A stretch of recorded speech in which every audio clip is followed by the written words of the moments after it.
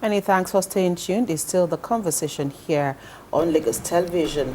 According to the NUC, that is the National Universities Commission, Nigeria currently has approximately 283 registered universities in Nigeria. A breakdown shows 63 federal universities, 63 state universities, and 149 private universities.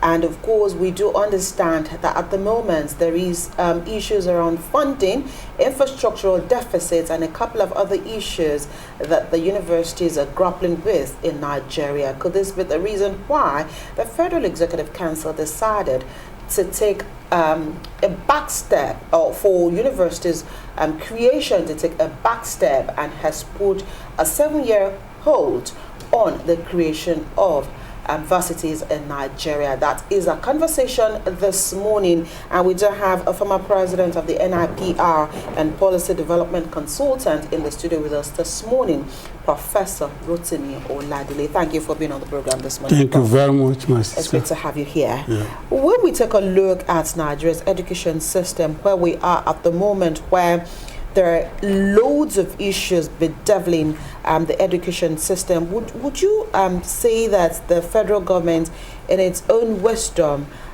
is on the right path by putting a hold, 7-year hold, on creation of universities in Nigeria? I think federal universities, really.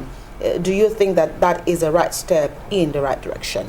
Well, my answer is yes and no. Okay, why? But there are a lot of things to look at before such decisions are made. Right, okay. And it shouldn't be a kind of accidental throw that we just throw it on you and the public.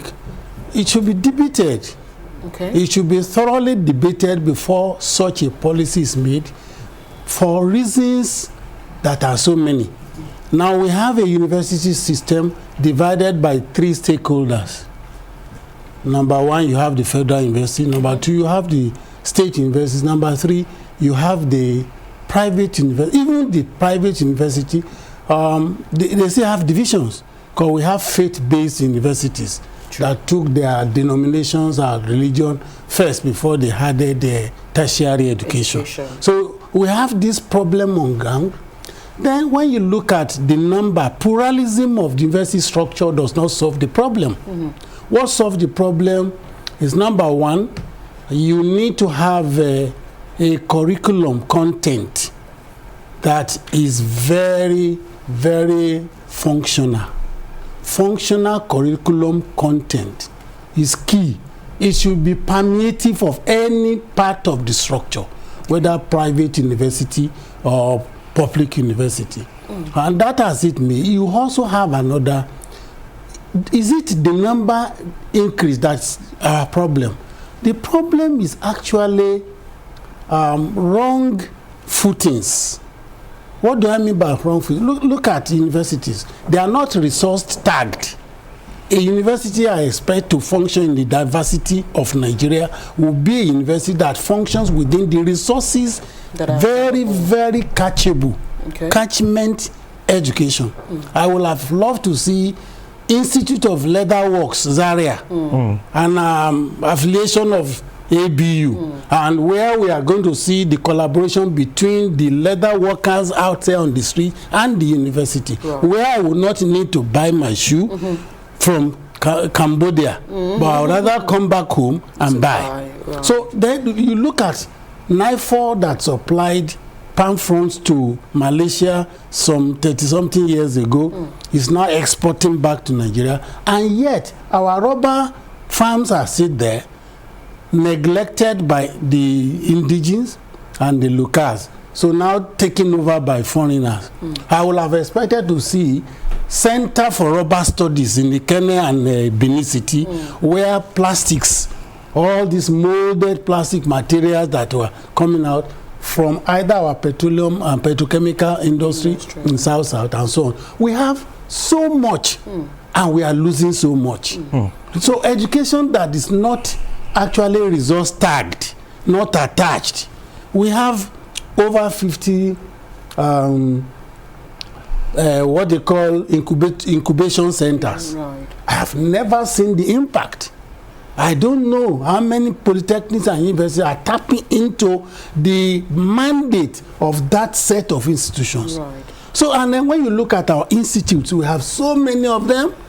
Some reports over the last 40, 50 years I see on the shelves in this computerized era. Right. So we have a lot to do if we must have university education that will work. Right. Sorry, just to I mean, come back to what you've said. I mean, you've talked about it as a whole, but again, going back to why the federal government did this is actually for federal tertiary institutions comprising federal universities, polytechnics, and other similar federal institutions. And according to government, the primary reasons for this policy are to manage existing overpopulation in federal institutions and to better allocate resources to current establishments. Perhaps you just want to again look at the fact that it is not on other state or private universities. This is only for the government. I understand. It's a very beautiful policy. But my two comments are: one, it's a bit too late, but it's never too late. Okay. Two, what is good for the gander must be good for the goose. Okay. So if we don't have that balance of policy application to private and public schools, we will be deceiving ourselves. Okay. Because when you have 10 schools and 100 spaces, and then for giving to the citizenry, and then you now have 1,000 pupils waiting at the gate looking for admission. So they must, if we don't want to increase number of hoodlums on the street, we must engage them with vocational and entrepreneurial studies, which must be resource tagged, like I said. Right. You should be tagged to what is available in that place. Okay. Look at Ivory Coast, chocolate is no longer imported because of their cocoa. Where is our cocoa? Where is chocolate? Okay, part of the reasons also cited by the Honorable Minister is cited inefficiency, poor infrastructure, inadequate staffing, and dwindling enrollment in many existing institutions. So instead of government just wasting money on these institutions, the Honorable Minister, according to the statement, is saying that there are certain schools where they have like 800 students and the number of members of staff is about 1,200. So government is wasting resources. Now this decision has been taken by federal government. What does it portend for the growth of our tertiary institutions, polytechnic, colleges of education, and university at large? And do you see things getting brighter at the end of these 7 years? For sure, like I said, it's a very good policy. But there are two things. The people who put up the policy now, will they be able to see it through? Would they be there to see the 7 year? Because if you are having a 3-year tenancy and you are planting product of 7 years, so it's either you have agreement with the next tenant who is going to be very reliable, and then also the landlord is agreeing with the two of you, and therefore we can talk of sustainability. So the question here is sustainability. The question here is, can't we do acceleration? Okay. To then get there faster than we will have done if we are following this route. So those are, for the policy, very good one, sound. Because what the policy has done that I cherish most is policy audit. You audited the policies behind the years before you arrived at this. If you look at the federal government just released a list of some new federal universities. I think Abeokuta, Ilorin, and just around the whole country, about 6 or so. Then NUC also released a list of 11 private universities. You can see that we have not been singing the same note coming by. But thank God for the minister to arrest this by coming out with this policy. But I just pray and I wish that we look for how to accelerate so that that 7 year will no longer be the timing. Possibly we are looking at 4 or 5 years. Okay, talking about acceleration now, what are those things or policies that should be put in place for us to have it faster than 7 years? To start with, we must look at our structure. Universities that are far away from resource-based studies should be merged with others. Okay. If you look at the Russian system, you can have just 3 universities in a zone, and you have 15 different specialist knowledge-based institutions. Right. You understand? If you look at University of Agric, then when you get there, what are you going to find? You are going to find BSc meat engineering. And you wonder why meat? They are looking at preparing the beef, trying to place it in safe preservation for a period of time, then packaging, quality assurance, and all these are by process of agriculture. Then they go to grain, fermentation or roasting, then packaging, then marketing. So they take another. So we have all these institutions, we have enough. All the state polytechnics, we can convert them to resource-tagged studies centers where they will be empowered to produce what we will eat first before what we will sell.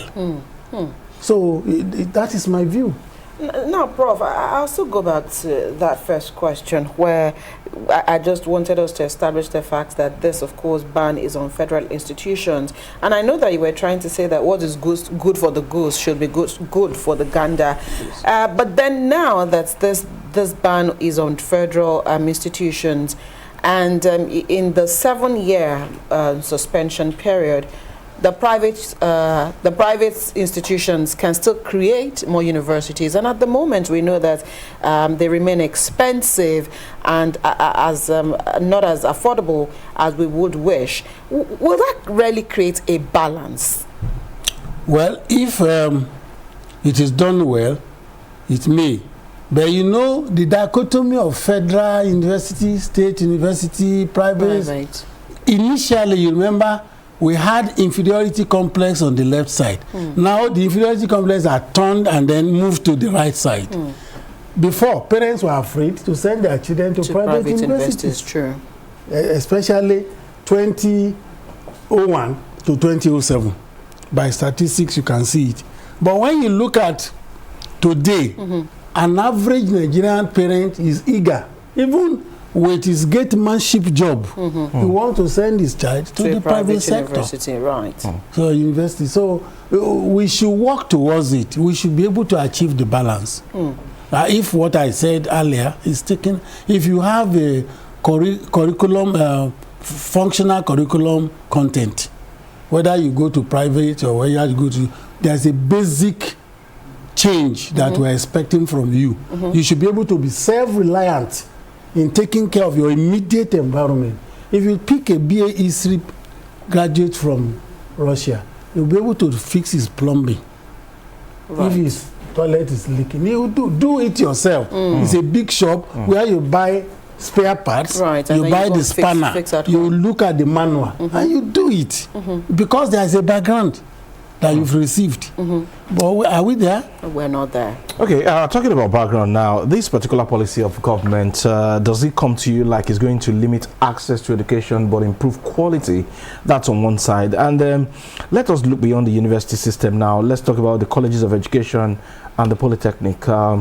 These institutions are really not serving any interest when you look at our preference for university in Nigeria. So why are we still keeping them?